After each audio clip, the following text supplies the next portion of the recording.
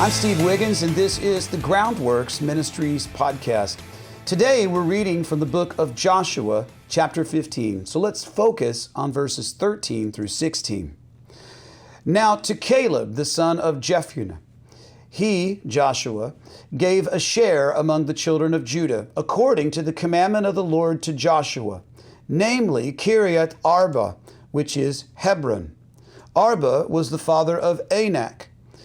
Caleb drove out the three sons of Anak, the Anakim, from there, Shishai, Ahiman, Talmai, the children of Anak.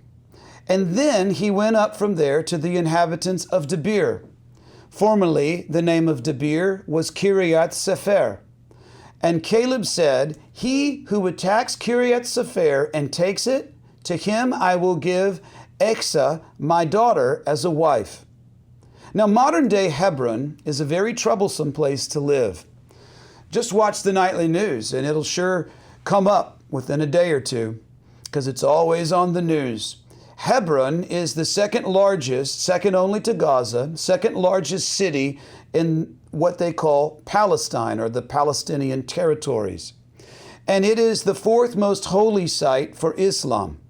It's also the second most holy city for Jews, second only to Jerusalem, because it hosts the tomb of the patriarchs and the matriarchs. Historically, David reigned as king in Hebron for 7 years, and Hebron was where Absalom declared his kingship. Samson took the gates of Gaza and carried them to Hebron. So throughout history, Hebron has been a difficult place.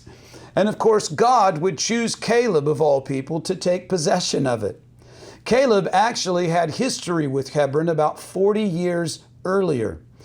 When the 12 spies were sent out by Moses to survey the promised land, 10 of the spies, as we remember, gave a negative report about Hebron, where the Anakim, the sons of Anak, resided. Let's review that for a moment.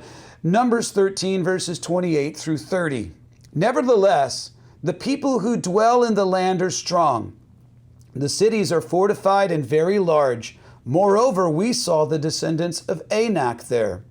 The Amalekites dwell in the land of the south. The Hittites, the Jebusites, the Amorites dwell in the mountains, and the Canaanites dwell by the sea, and along the banks of the Jordan. And then Caleb quieted the people before Moses and said, let's go up right now and take possession, for we are well able to overcome it.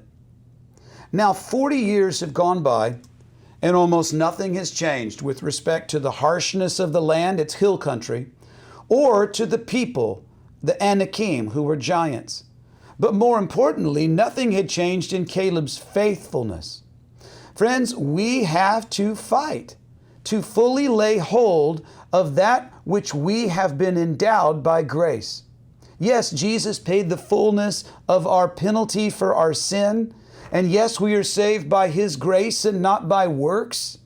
But once we have received His atonement, we are given the charge to put on the full armor of God and drive out those former inhabitants, those old sin patterns that used to control us and we felt that we had to obey.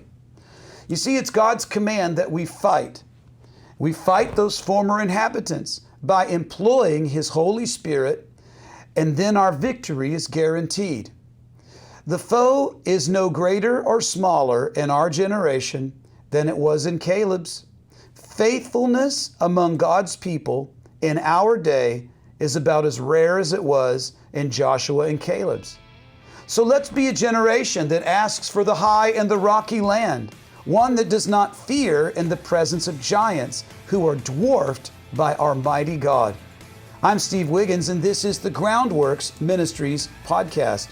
You know, Groundworks Ministries exist because of faithful donations from people like yourself. And if you're not already monthly donating to Groundworks Ministries, would you consider doing so today? Check us out at groundworksministries.com.